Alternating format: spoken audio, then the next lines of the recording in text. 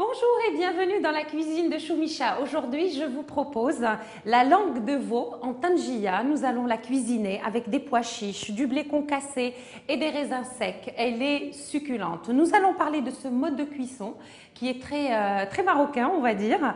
Mais aujourd'hui, on va faire la version de la cuisson en cuisine et à la maison parce que la tangia doit cuire à l'extérieur.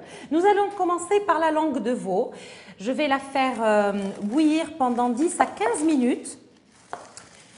Ensuite, je vais essayer de retirer la peau, voilà, qui recouvre la langue, qui est un peu dure et qui prend beaucoup de temps à cuire et puis elle n'est pas très agréable. Nous, on a envie d'avoir des tranches de langue de veau très moelleuses et très tendres et fondantes surtout.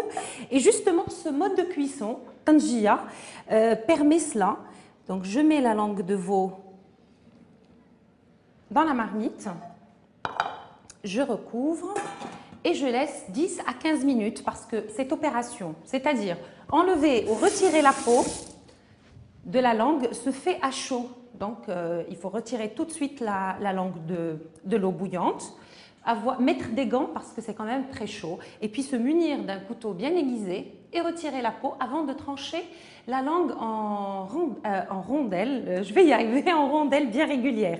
Pour le reste d'ingrédients, je vais avoir besoin de petits sacs, voilà, en mousseline. Comme ça, au Maroc, on les confectionne. Sinon, vous pouvez toujours prendre de la gaze et faire des bourses. Prendre un bout de tissu, placer les pois chiches dans un bout de tissu ou dans un sac. Ensuite, mettre le blé concassé. Alors, ce blé concassé, on l'humidifie. Ensuite, il est pilé pour retirer juste la peau, la pellicule qui recouvre le grain, et on l'utilise comme ça. On le trouve dans les commerces prêts à l'emploi, donc ne vous embêtez pas. Vous pouvez le remplacer par du riz si vous ne disposez pas de blé concassé. C'est très très bon, c'est juste pour avoir comment dirais-je, des céréales dans la préparation. Donc je prends mes pois chiches qui sont trempés depuis 12 heures dans de l'eau et égouttés.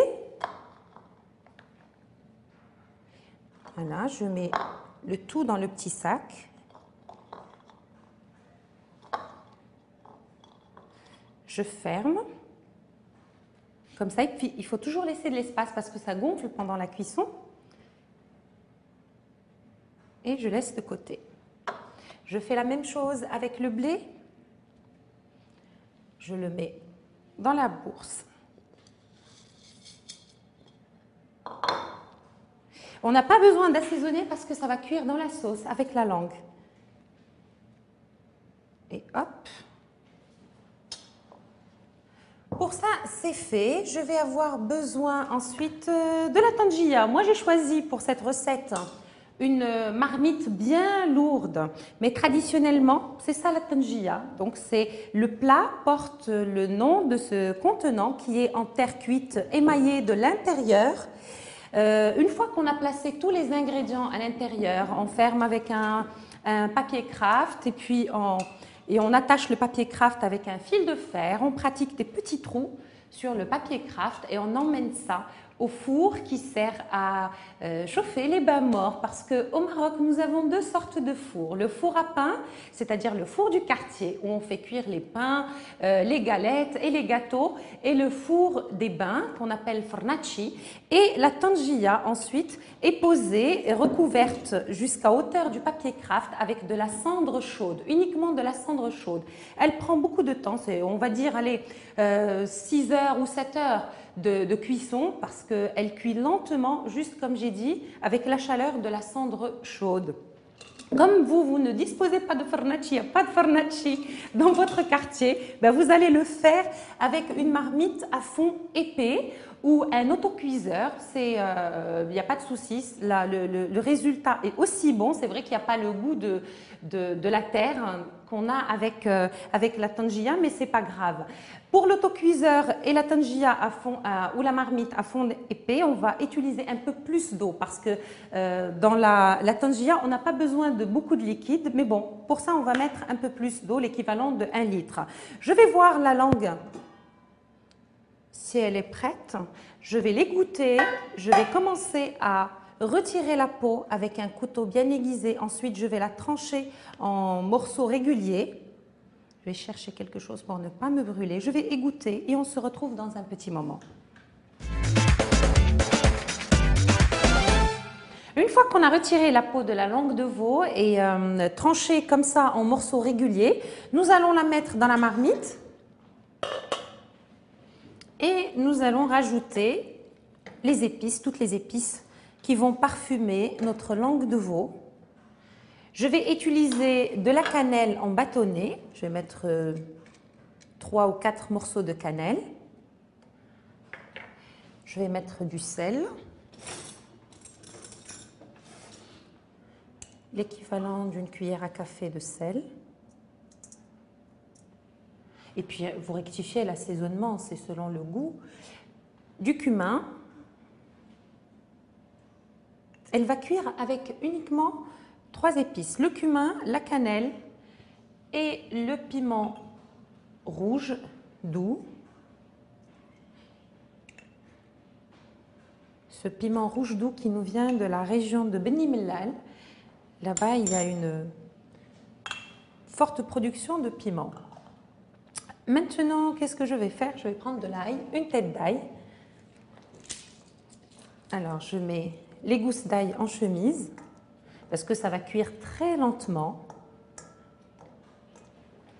Qu'est-ce que je vais faire d'autre? Un petit piment fort, mais ça, c'est au choix. Si vous n'aimez pas le piquant, vous pouvez ne pas l'utiliser, mais comme nous allons caraméliser les raisins secs, c'est pour apporter un petit peu d'équilibre dans la sauce. Alors je mets un petit piment. Ensuite, donc j'ai mis le sel, le cumin, la cannelle et le piment rouge doux avec un petit piment fort. J'ai mis aussi de l'ail. Je vais rajouter de l'huile d'olive. Je vais mettre l'équivalent de 8 à 10 centilitres d'huile d'olive. Elle n'a pas besoin de beaucoup de gras, la langue de veau, parce qu'elle est gélatineuse.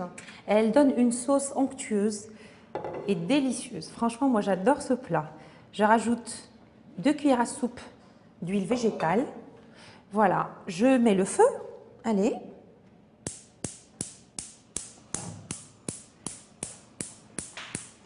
Et je baisse complètement. Je vais mouiller avec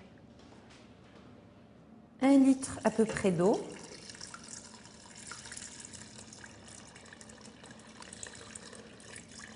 Et je vais couvrir la marmite. Mais avant, je place le sac de pois chiches. C'est pour ça que j'ai dit tout à l'heure qu'on n'a pas besoin d'assaisonner les pois chiches et le blé concassé. Je vais laisser le tout cuire. On a mis assez d'eau pour les pois chiches et pour le blé concassé. Je vais laisser le tout cuire sur un feu très très doux pendant au moins 2 heures. On regarde la cuisson, on vérifie à chaque fois si la langue est tendre, si elle est bien moelleuse. On vérifie la cuisson aussi des pois chiches et du blé. On les retire en cours de cuisson et on laisse la sauce réduire. Entre-temps, on va préparer les raisins secs que j'ai fait tremper dans un petit peu d'eau. Ce sont des raisins secs d'Essaouira. Ils sont beldi, ils sont gros et légèrement acidulés. Donc nous allons les faire caraméliser. Alors pour cela, je vais avoir besoin d'une casserole que je vais mettre sur le feu. Oups. Alors, je mets le feu, mais doucement comme ça. Je place mes raisins secs dans la casserole. Je peux récupérer un petit peu de sauce de cuisson de la langue pour faire caraméliser les raisins secs dedans, mais c'est pas grave si on n'a pas le temps, parce que moi j'ai pas le temps de le faire. Je vais mettre juste un tout petit peu d'huile ou du beurre, c'est au choix. Une cuillère à soupe d'huile. Je vais mettre une petite pincée de sel et je vais rajouter un petit peu d'eau.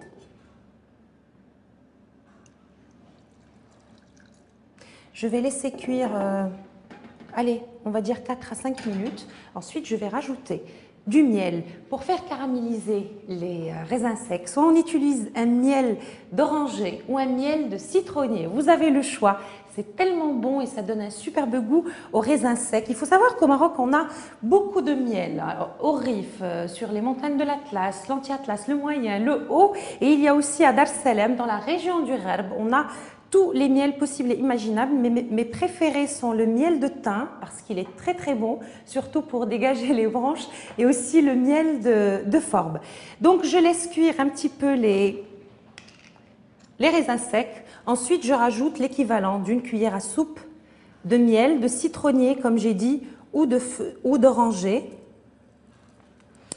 Et je laisse confire sur feu doux et en remuant.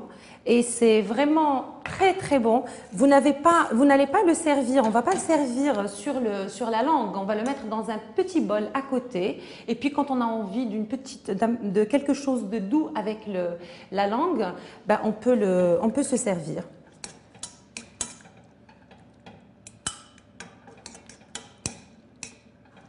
Maintenant, je vais laisser confire et je vous laisse avec le récapitulatif des ingrédients et on se retrouve dans un petit moment.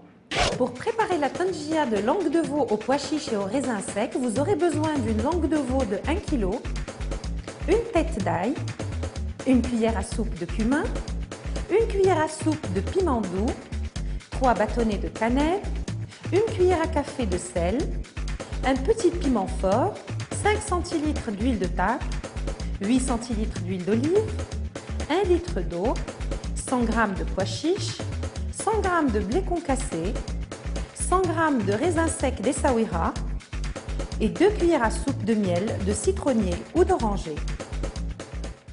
Voilà, notre langue de veau est cuite. J'ai disposé les tranches de viande. Ensuite, j'ai garni avec les pois chiches bien tendres. J'ai mis un petit peu de raisin sec caramélisé parce que nous, on aime ça, le mélange sucré-salé, on adore ça au Maroc. Et puis le blé concassé dans des petits bols et on se sert comme ça à la cuillère. N'oubliez pas que pour manger les meilleurs tangia, il faut aller à Marrakech, soit dans les riads ou carrément, vous pouvez les commander directement chez le boucher et il vous les prépare dans l'amphore en terre cuite.